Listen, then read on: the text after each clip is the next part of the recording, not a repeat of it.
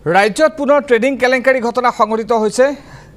GTN textile industries লিমিটেডৰ নামত কেলেংকাৰী সংঘটিত হৈছে। এইবাৰ এগৰাকী যুৱতীৰ বিৰুদ্ধে ধন আত্মসাতৰ অভিযোগ উত্থাপন হৈছে। 2 কোটিতকৈ অধিক ধন হৰলুকিৰ অভিযোগ হৈছে ডিজি বড়ো নামৰ এগৰাকী যুৱতীৰ বিৰুদ্ধে। অধিক লাভৰ প্ৰলোভন দি বিভিন্ন লোকৰ পৰা সংগ্ৰহ কৰিছিল ধন। একাংশ লোকৰ একাউণ্টত বিনিয়োগকাৰীৰ পৰা আদায় লৈছিল ধন। কেইবাগৰাকীও ভুক্তভোগীয়ে যুৱতীগৰাকীৰ বিৰুদ্ধে দাখিল কৰিছিল এজাহাৰ। ইতিমধ্যে আৰক্ষীয়ে আটক কৰিছিল ডিজি বড়ো আৰু সহযোগীক। কিন্তু জামিনত যুৱতীগৰাকী মুকলি হোৱাৰ পাছতে পুনৰ সৰব হৈছে ভুক্তভোগী।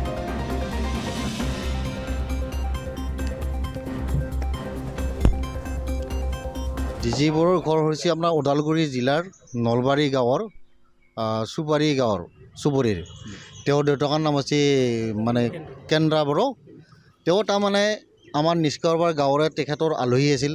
আলহী থাকিলে তাৰমানে তেওঁ কি কৰিলে, সেই আলহীৰ থ্ৰুৱেদি তেখেতসকলক তাৰমানে জিটিএন টেক্সটাইলত কাম কৰা বুলি কৈ তেখেতক অৱগত কৰিলে। তাৰপিছত যে ক'লে যে মোক পইচা অলপ দিয়ক, আপোনালোকে জিটিএন টেক্সটাইলত মই ইনভেষ্ট কৰি দিম। গতিকে আৰু সেই যিখিনি আমাৰ জিটিএন টেক্সটাইলত পইচা ইনভেষ্ট কৰাত আমাৰ মুনাফা ওলাব, আমি 28 বছৰৰ কাৰণে তোমালোকক আমি সেই মুনাফাটো দি থাকিম। সেই হিচাপত তাৰমানে প্ৰথম গজেন বড়োৰ পৰা তাৰমানে 5 লাখ টকা ল'লে। তেওঁক তাৰমানে 5 লাখ টকা তেওঁ লৈ 2 মাহ না 3 মাহ কিবা যিটো লাভালাভ 40,000 কৰি দিম বুলি কৈছিল 28 বছৰৰ কাৰণে।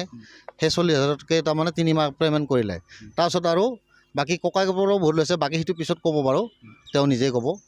তাৰপিছত পুনৰ আমাৰ বহুত মানুহৰ লগত যোগাযোগ হয়। কিমান মানুহৰ পৰা এনেকুৱাকৈ মোটামুটি প্ৰায় আমাৰ 31জনমান মানুহ হ'ব। সেই 31জন মানুহৰ পৰা তাৰমানে বহুতখিনি পইচা তেওঁ পইচা দিছিলে। মই পইচা দিছিলোঁ। কিমান দিছিলে? মই দিছিলোঁ 5 লাখ টকা।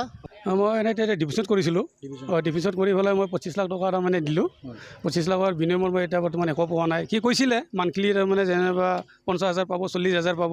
সেই বিনিময়ত তাৰমানে এতিয়ালৈকে একো পোৱা নাই। আপুনি কিমান বছৰ কাৰ হাতত দিছিলে পইচা? চন্দনৰ হাতত, চন্দনৰ একাউণ্টত পইচাটো পঠাইছে। ডিজি তাৰমানে চন্দনৰ একাউণ্টত পইচাটো খুজিছে, তাৰ একাউণ্টত পঠাই দিয়ে। আমি একবাৰো দিয়া নাই, তাৰমানে 2021 পৰা 23লৈ তাৰমানে এনেকুৱা দিয়া।